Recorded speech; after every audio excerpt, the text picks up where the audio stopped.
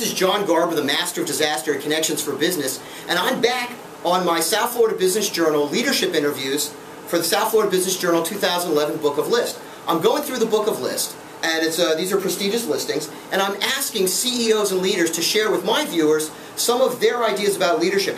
What are they doing special that puts them in these lists? Now, joining me today is David Radlich from Restockitcom. They are not only one of the fastest growing tech companies in South Florida, but you've been Business of the Year a number of times. You're up for an award from the Greater Miami Chamber of Commerce. As are you, for good to great.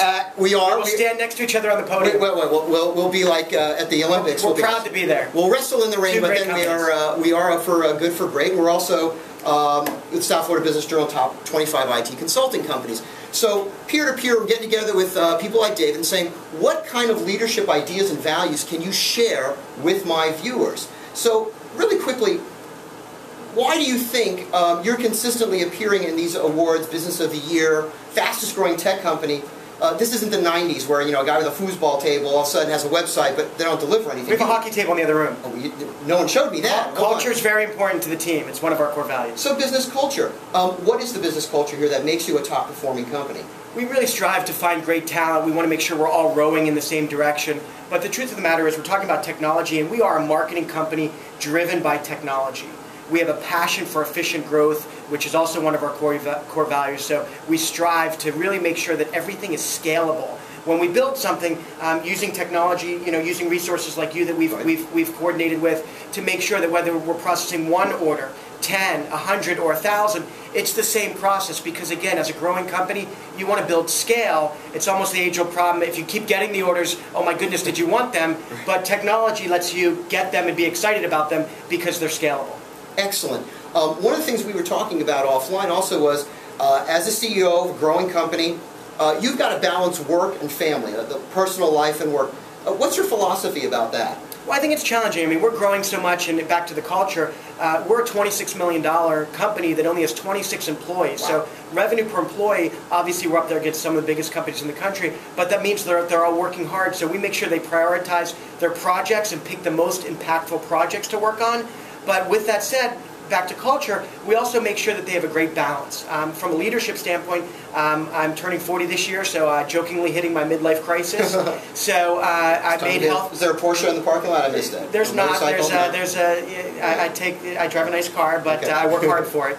So I've made health a priority. Because I know that my family is important. I have 3 young children, but I also made health a priority. I play basketball, and I got a league together, invite 50 people. We had 2 dunks 2 weeks ago, not by me, obviously, but I'm the 3-point shooter. And I've gotten into sprint triathlon, so I'm doing 1 a month. About 6 this year. I've done 3 already, and really just working on my health, because without my health I can't strive on prioritizing the right projects at work. I can't be there for my family. So balancing that time is a challenge, but really you have to make those priorities, and as the same with the projects that you're working on at work, prioritize what's important and what's going to have the biggest impact. And clearly my health and my family is one of the largest impact. It's why I work so hard.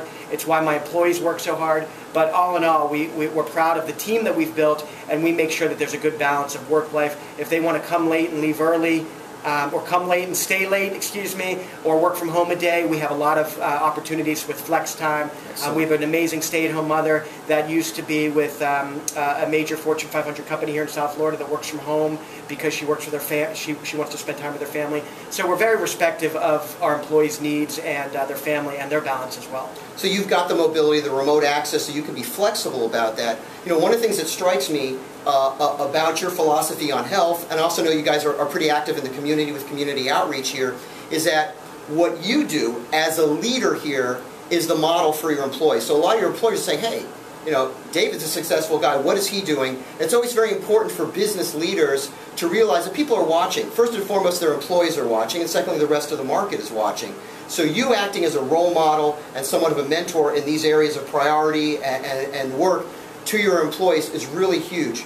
Well, David, thank you very much. Appreciate you having me. My pleasure. Now, you watch The Master of Disaster, right? Of course. So you know how we close every episode. Yes. Would you help me? I'll try. Are you ready? On 3, 1, 2, 3. What would you do if Godzilla stepped on your business? Well, you pretty much have to restock the whole place, right? 200,000 products. You could restock it all. You can't go wrong. David, thanks so much. Absolutely my pleasure. Bye.